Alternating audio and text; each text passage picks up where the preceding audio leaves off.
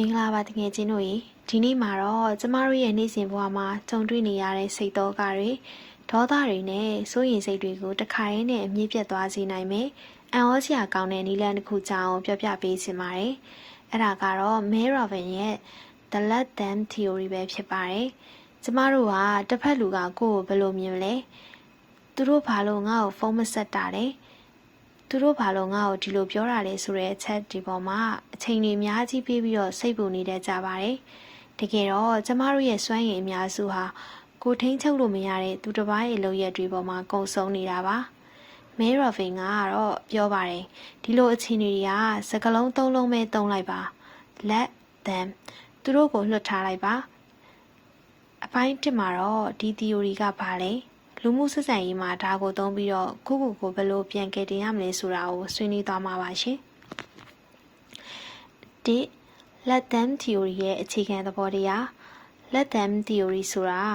ပတ်ဝန်းကျင်ကလူတွေကိုလစ်လူရှုခိုင်းတာမဟုတ်ပါဘူး။ဒါဟာကိုထိန်းချုပ်လို့မရတဲ့အရာတွေကိုအတင်းအဓမ္မထိန်းချုပ်ဖို့ကြိုးစားနေတာကိုရပ်တန့်လိုက်တာပါ။ဥပမာအားဖြင့်တငယ်ချင်းတွေကအပြင်သွားကြတယ်။တင့်ကိုမခေါ်ဘူးဆိုပါစို့။အဲ့ဒီခါမှာဘာလို့ငါ့ကိုမခေါ်တာလဲငါဘာမှလဲဆိုပြီးတော့တဏီကုံစိတ်ဆိုးနေမယ်စာ Let them သူတို့ကိုတောင်းခင်ပြလိုက်ပါလို့တွေးလိုက်ပါသူတို့ကတင့်ကိုမခေါ်ချင်လို့မခေါ်တာပါအဲ့ဒီအမှန်တရားကိုတင်ပြောင်းလဲလို့မရပါဘူးဒါပေမဲ့တင့်ရဲ့တုံ့ပြန်မှုကိုတော့တင်ပြောင်းလဲလို့ရပါတယ်သူတို့ကိုလွတ်ထားလိုက်ခြင်းအပြင်တင့်ရဲ့စိတ်ရေးချမ်းမှုကိုတင်ပြန်လဲရရှိမှာဖြစ်ပါတယ်ရှင်နေတငယ်ချင်းများနဲ့လူမှုပတ်ဝန်းကျင်မှာအသုံးချခြင်းကျမတို့ဟာတငယ်ချင်းတွေဒါမှမဟုတ်လုပ်ဖော်ကိုင်ဘက်တွေစီကနေကိုလိုချင်တဲ့ပုံစံမျိုးရအောင်အမြဲမျှော်လင့်တကြပါတယ်။တငယ်ချင်းတစ်ယောက်ကတင့်ကိုအတင်းပြောနေသလား။ Let them သူတို့ပြောပါစေသူတို့ရဲ့ပါဇက်ကိုတင်လိုက်ပိန်လို့မရပါဘူး။လူတစ်ယောက်ကတင့်ရဲ့တန်ဖိုးကိုအတိမတ်မပြုဘူးလား။ Let them သူတို့မသိတာသူတို့အပိုင်းမှာတစုံတစ်ယောက်ကတင့်ကိုနားမလည်ဘူးလား။ Let them သူတို့ကိုလွှတ်ထားလိုက်တဲ့အခါတင်ဟာဒေါသထွက်နေရမယ့်စွမ်းရည်တွေကိုကိုယ့်ဘဝတိုးတက်ဖို့အတွက်ပြန်သုံးလာနိုင်ပါလိမ့်မယ်။တစ်ဖက်လူကတင်ရဲ့ပေါ်ဘယ်လိုပြုမှုသလဲဆိုတာကသူတို့ရဲ့စရိုက်ကိုဖော်ပြတာဖြစ်ပြီးတင်ကအဲ့ဒါကိုဘယ်လိုတုံ့ပြန်သလဲဆိုတာကတင်ရဲ့အစဉ်တန်းကိုဖော်ပြတာပါရှင်။၃မျောလင်းချက်တွေကိုရှော့ချခြင်းဒီ theory ရဲ့အထူးသောချက်ကတော့မျောလင်းချက်ကိုဖျက်တောက်လိုက်တာပါ။ကျမတို့ဟာလူတွေကိုကိုဖြစ်စေခြင်းတဲ့အတိုင်းဖြစ်အောင်ပုံသွင်းခြင်းကြပါတယ်။ဒါပေမဲ့လူတိုင်းမှာကိုယ်ပိုင်လွတ်လပ်ခွင့်တွေရှိပါတယ်။သူတို့ကိုသူတို့ဖြစ်စေခြင်းတဲ့အတိုင်းဖြစ်ခွင့်ပေးလိုက်ပါ။အဲ့ဒီအခါမှာမှသူတို့ရဲ့စစ်မှန်တဲ့ပုံစံကိုတင်မြင်ရမှာပါ။သူတို့ရဲ့စစ်မှန်တဲ့ပုံစံကိုမြင်ရတဲ့အခါမှသာတင်ကသူတို့ကိုတင်းဘဝထဲမှာဆက်ထားမလားဖယ်ထုတ်မလားဆိုတာကိုပို့ပြီးတော့မှန်မှန်ကန်ကန်ဆုံးဖြတ်နိုင်မှာဖြစ်ပါတယ်ရှင်။တကယ်ချင်းတို့ရေLet them ဆိုတာအရှုံးပေးတာမဟုတ်ဘဲနဲ့ကိုယ့်ရဲ့စွမ်းရည်တွေကိုတန်ဖိုးရှိရှိစိတ်သိမ်းဆဲလိုက်တာပါအခုကစပြီးတော့မှတစုံတစ်ယောက်ကတင့်ကိုစိတ်အနှောက်ယှက်ပေးလာရင်စိတ်ထဲကနေပြီးတော့ Let them လို့သုံးခါရွတ်ကြည့်လိုက်ပါရှင်၄အခြေရေးနဲ့အိမ်နောက်ရေးတွင် Let them ကိုအသုံးပြုခြင်းတငယ်ချင်းတို့ရေအခြေရေးမှာကျမတို့အမှားဆုံးအချက်ကတစ်ဖက်လူကိုဖြစ်စေခြင်းနဲ့idea စံတစ်ခုထဲမှာအတင်းသွင်းဖို့စူးစမ်းကြတာပါပဲဘာလို့ငါ့ကိုဂရုမစိုက်တာလဲဘာလို့ငါပြောတဲ့အတိုင်းမပြောင်းလဲလာတာလဲဆိုတဲ့အတွေးတွေကကိုယ့်ကိုပူလောင်စေပါတယ်သူတို့မပြောင်းလဲခြင်းဘူးလား Let them တင်ကဘလောက်ပဲတိုက်တွန်းနေပါစေလူတစ်ယောက်ဟာသူကိုယ်တိုင်ဆုံးဖြတ်ချက်မချမချင်းဘယ်တော့မှပြောင်းလဲမှာမဟုတ်ပါဘူးသူတို့ဖြစ်စေခြင်းတဲ့အတိုင်းဖြစ်ခွင့်ပေးလိုက်ပါအဲ့ဒီခါမှသူကတင်းအတွက်တကယ်ထိုက်တန်တဲ့သူဟုတ်မဟုတ်ဆိုတာကိုတင်မျက်ဝါးထင်ထင်မြင်ရမှာပါသူတို့ကတင်းကိုဥစားမပေးဘူးလား Let them တင်ကအတင်းတောင်းဆိုနေရတဲ့ခယူးဆိုင်မှုဟာတန်မိုးမရှိပါဘူးသူတို့ကိုလွှတ်ထားလိုက်ပါသူတို့ရဲ့လုပ်ရက်ကသူတို့တင်းအပေါ်မှာထားတဲ့တန်ဖိုးကိုဖော်ပြနေတာမို့အဲ့ဒီအချက်လက်ပေါ်မူတည်ပြီးတော့တင်ကဆက်တွဲမလားလမ်းခွဲမလားဆိုတာကိုယုံကြည်ချက်ရှိရှိနဲ့ဆုံးဖြတ်နိုင်မှာဖြစ်ပါတယ်ရှင်မိသားစုဝင်များနဲ့သဘောထားကွဲလွဲမှုများမိသားစုဆိုတာကျမတို့လွှတ်ချဖို့အခက်ခဲဆုံးလူတွေပါပဲမိဘတွေဒါမှမဟုတ်မောင်နှမတွေကတင့်ရဲ့ရွေးချယ်မှုတွေကိုဝေဖန်တာတင့်ကိုသူတို့ထင်တယ်လို့ပုံသွင်းတာမျိုးတွေရှိတတ်ပါတယ်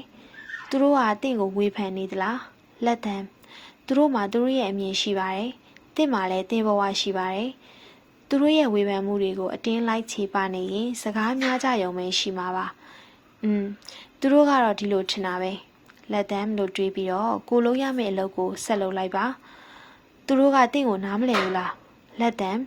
လူတိုင်းဟာကိုယ့်အတွေ့အကြုံနဲ့ကိုကဘာကြီးကိုကြည့်ကြတာပါတင့်ရဲ့အတွင်းစိတ်ခံစားချက်ကိုသူတို့လုံးဝနားမလည်နိုင်တာဟာတဘာဝကြပါတယ်သူတို့စီကနားလည်မှုကိုအတင်းတောင်းဆိုနေမယ်စားသူတို့နားမလည်တာသူတို့အပိုင်းပဲလွတ်ထားလိုက်ခြင်းကတင့်ကိုစိတ်တန်ရာအသစ်တွေမရအောင်ကာကွယ်ပေးပါလိမ့်မယ်ရှင်6ထိန်းချုပ်ခြင်းမှလွတ်မြောက်ခြင်း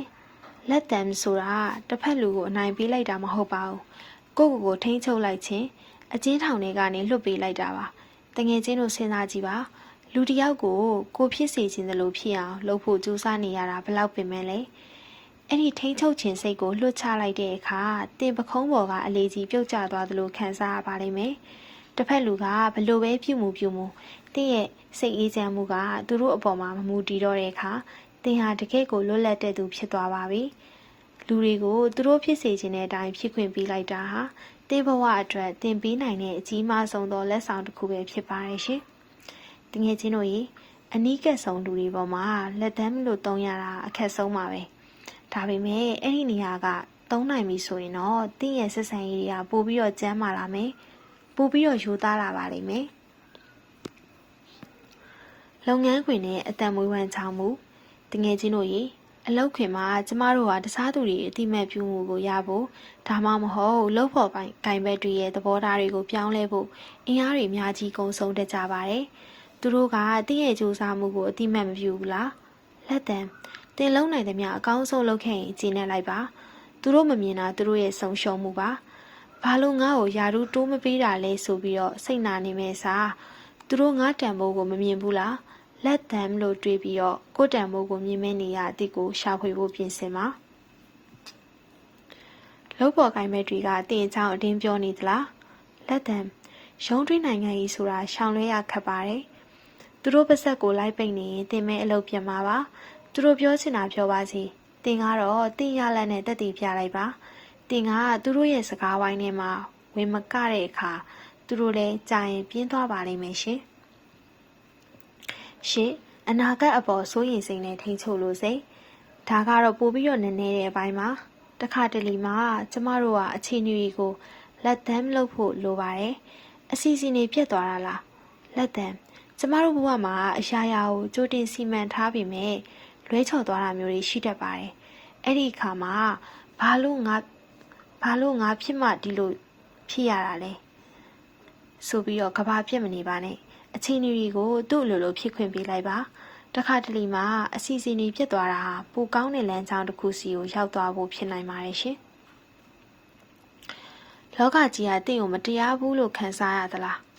Let it လောကကြီးရဲ့ဖြစ်ပျက်မှုကိုကျမတို့ထိန်းချုပ်လို့မရပါဘူးအခြေအနေတွေကိုအတင်းတိုက်ခိုက်နေမယ်စားဖြစ်လာသမျှကိုလက်ခံပြီးတော့ငါဘာဆက်လုပ်ရမလဲဆိုတာကိုအာရုံစိုက်ပါဒါစိတ်တဲ့ကြက်ခိုင်သူတွေရဲ့လှုပ်ဝက်ချက်ပါပဲကိုဝေဖန်နေတဲ့စိတ်ကျမတို့ရဲ့အုံနောက်ထဲမှာနင်ကမတော်ဘူးနင်ကမလှဘူးနင်ကရှုံးနေပြီလို့အမြဲပြောနေတဲ့အတန်လေးတစ်ခုရှိတတ်ပါတယ်အဲ့ဒီအတန်ကိုအတင်းလိုက်ညင်နေရင်အဲ့ဒီအတန်ကပူကျဲလာတတ်ပါတယ်အဲ့ဒီစာ let that thought be there အဲ့ဒီအတွေးတွေကိုရှိပါစေလို့လွှတ်ထားလိုက်ပါအော်ငါစိတ်ကငါ့ကိုဝေဖန်ပြန်ပြီပဲထားလိုက်ပါ let it be လို့တွေးလိုက်ရင်အဲ့ဒီအတွေးရဲ့တင့်အပေါ်လွှမ်းမိုးမှုကချက်ချင်းရောကျသွားပါလိမ့်မယ်အတွေးဆိုတာတိမ်တိုက်တွေပါပဲလာလိုက်သွားလိုက်ပါပဲတင်ကအဲ့ဒီအတွေးတွေနောက်ကိုလိုက်မကပဲငြိမ်ငြိမ်လေးကြည့်နေလိုက်ရင်သူတို့ကအလိုလိုပျောက်ကွယ်သွားပါလိမ့်မယ်ရှင်တငယ်ချင်းတို့ရေအလုံးမှာပဲဖြစ်ဖြစ်ကိုယ့်ရဲ့အတွေးမှာပဲဖြစ်ဖြစ်လက်တံဒါမှမဟုတ်လက်ဒီကိုအသုံးပြုတတ်ရင်တင်ဟာပို့ပြီးတော့တည်ငြိမ်နေသူဖြစ်လာပါလိမ့်မယ်အရာရာကိုလိုက်ပြီးတော့ပြုပြင်နေရတာတဲ့ဖြစ်တည်မှုကိုလက်ခံလိုက်တာကပို့ပြီးတော့စွမ်းရည်ရှိပါတယ်ရှင်လက်တံ theory ဒီအရာအလုံးကိုခေါင်းငုံခိုင်းခြင်းမဟုတ်ပါတကယ်ချင်းတို့ရေဒီနေရာမှာအရေးကြီးဆုံးသတိပေးချက်တစ်ခုရှိပါတယ်လက်တံဆိုတာတစ်ဖက်လူကတင့်ကိုနှိပ်စက်တာစော်ကားတာဒါမှမဟုတ်တင့်ရဲ့အခွင့်အရေးတွေကိုချိုးဖောက်တာကိုငြင်းခံနေဖို့ပြောတာမဟုတ်ပါဘူးလက်တံဆိုတာအချက်လက်စူးစောင်းခြင်းမှာ သူတို့ကတင့်ပေါ်မကောင်းတာလုပ်နေသလားလက်တံသူတို့ရဲ့လောက်ရက်ကနေတဆင့်သူတို့ဟာဘယ်လိုလူစားမျိုးလေးဆိုတာတင်သိခွင့်ရသွားမှာပါသူတို့ရဲ့ဇယိုက်ကိုတင်မြင်ပြီးသွားပြီဆိုရင်တင့်မှာရွေးချယ်စရာရှိလာပါပြီ action reaction သူတို့ကိုပြောင်းလဲအောင်အတင်းမတိုက်တွန်းတော့တာဟာလက်တံမှာဒါပေမဲ့သူတို့နဲ့ဆက်ပတ်သက်မလားလမ်းခွဲမလားဆိုတာကတော့တင့်ရဲ့ boundary စီကံမှာသူတို့ရဲ့လောက်ရက်ကိုလက်လွတ်ထားပါဒါပေမဲ့တင့်ဘဝတွေကိုသူတို့ဝင်ကျင်တိုင်းဝင်ခွင့်ပေးဖို့တော့မလိုပါဘူးရှင်စီကံသတ်မှတ်ခြင်းလက်တံ theory ကိုသုံးခြင်းကတင့်ကိုတကယ် boundary သတ်မှတ်ဖို့ကူညီပေးပါတယ်ဥပမာချစ်သူကတင့်ကိုအမြဲလိမ်ညာနေရဆိုပါစို့မလိမ်မာနဲ့လို့အချိန်ချင်းတောင်းပန်နေမယ်စား let them lie သူတို့ကိုလိမ်ခွင့်ပေးလိုက်ပါသူတို့လိမ်တာကိုမြင်တဲ့အခါအော်ဒီလူကတော့လိမ်တတ်တဲ့သူပဲငါကတော့လိမ်တတ်တဲ့သူတွေနဲ့အတူမနေနိုင်ဘူးဆိုတဲ့တင့်ရဲ့ boundary ကိုတင်ပို့ပြီးတော့ရှင်းရှင်းလင်းလင်းမြင်လာပါလိမ့်မယ်လူတွေကိုသူတို့စိတ်ကြိုက်ပြုမှုခွင့်ပေးလိုက်တာကသူတို့ကတင့်ဘဝနဲ့ထိုက်တန်ရဲ့လားဆိုတာကိုစစ်ဆေးတဲ့အကောင်းဆုံးစမ်းသပ်မှုတစ်ခုပဲဖြစ်ပါတယ်ရှင်စနေဘဝတစ်ခုလုံးအတွက်အနှစ်ချုပ်သင်ခန်းစာလက်တံဆိုတာတစ်ခါသုံးနည်းလမ်းတစ်ခုမဟုတ်ဘဲနဲ့ဘဝနေထိုင်မှုပုံစံတစ်ခုပါဒီ theory ကိုသုံးသပ်သွားတဲ့အခါသင်ဟာတစ်စွမ်းအားတွေတက်တာလာမယ်လူတွေကိုလိုက်ပြင်နေရတဲ့ပင်ပန်းမှုတွေမရှိတော့ဘူးနှစ်စိတ်ဓာတ်ရင်းကျက်လာမယ်အရာရာကိုကိုယ်စိတ်တိုင်းကြမဖြစ်လို့ဆိုပြီးတော့ခလေးလိုကြီးမကြတော့ဘူးတော့စစ်မှန်တဲ့ဆက်ဆံရေးတွေရလာမယ်လူတွေကိုသူတို့ရဲ့မူလပုံစံအတိုင်းပဲမြင်တက်လာပြီးတော့အစစ်အမှန်တွေကိုပဲရွေးချယ်ပေါင်းသင်လာနိုင်ပါလိမ့်မယ်။တင်းရဲ့ပျော်ရွှင်မှုဟာသူတစ်ပါးရဲ့လုပ်ရက်အပေါ်မှာမမူတည်တော့တဲ့နေ့ဟာတင်းတကယ်ပဲလွတ်မြောက်သွားတဲ့နေ့ပါပဲ။တကယ်ချင်းတို့ရေအခုကစပြီးတော့တင်းကိုတစုံတစ်ယောက်ကစိတ်ဖြစ်အောင်လုပ်ရင်ဝေဖန်ရင်ဒါမှမဟုတ်လစ်လူရှူရင်အသက်ကိုဝဝရှူလိုက်ပါပြီးရင်စိတ်ထဲကနေအေးအေးဆေးဆေးပြောလိုက်ပါလက်တံဒီ theory ကိုသုံးကြည့်ပြီးတဲ့နောက်တင်းရဲ့စိတ်ထဲမှာဘယ်လိုပြောင်းလဲသွားသလဲဆိုတာကိုcomment မှာပြောပြပေးပါအောင်နော်ဒီဗီဒီယိုလေးကစိတ်ဖိစီးနေတဲ့တငယ်ချင်းတွေအတွက်အများကြီးအထောက်အကူဖြစ်မှာမို့လို့ share ပေးဖို့လည်းတောင်းဆိုပါရရှင်အစကနေဆုံးထိအပိုင်းလေးပိုင်းလုံးကိုစိတ်ရှည်လက်ရှည်နားထောင်ပြီးခဲ့တဲ့အတွက်ကျေးဇူးအများကြီးတင်ပါတယ်ရှင်အားလုံးပဲစိတ်ရေးချမ်းသာမှုကိုကိုယ်စီပိုင်ဆိုင်နိုင်ကြပါစေနောက်ထပ်ဗီဒီယိုလေးမှာပြန်တွေ့ကြမယ်နော်တတား